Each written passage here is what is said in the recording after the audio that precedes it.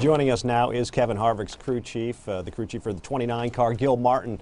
Gil, thanks for being with us. We just heard Richard Childress talking. He stopped short of guaranteeing a championship for RCR, but he did indeed sound pretty confident.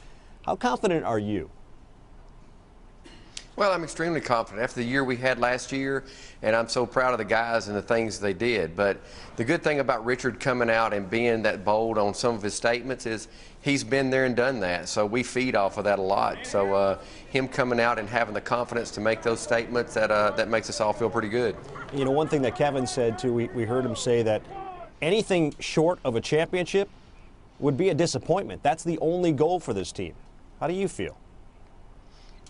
Well, I think it is too. I mean, obviously we've got to go out, be competitive every week, win races, get into the chase, and then the ultimate goal is to win the championship. To come up 41 points short last year, we can find 41 points in several areas from last year. So I think with both of them coming out like that, saying those statements, I'm looking forward to seeing what Kevin's going to do in the car this year. So what areas are you looking at? Well, I think it's everything. It's going to be consistency. Obviously, the new point system is going to reward that.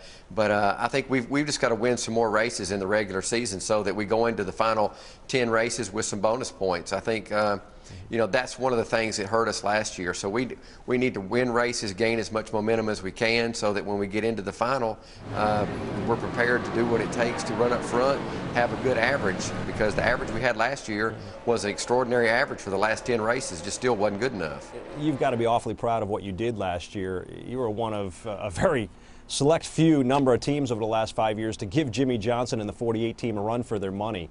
How do you look at that team this year, the 48 team?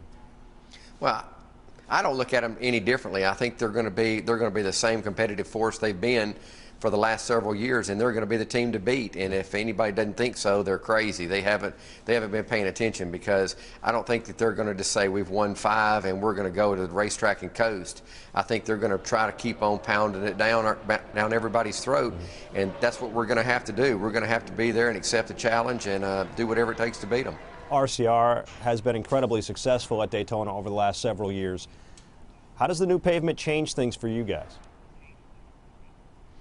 Well, I think we're going to be more of in a Talladega mindset than we have been in the past few years, just because the track's going to have a lot of grip. So I think we're not going to have to worry so much about how much the track's going to change throughout the week like we've done in other speed weeks. The track's still going to change some as it takes on some rubber and it takes on some oil, but I don't think the track's going to go to some of the conditions we've had in the past where you've had to lift so much and put such a premium on handling.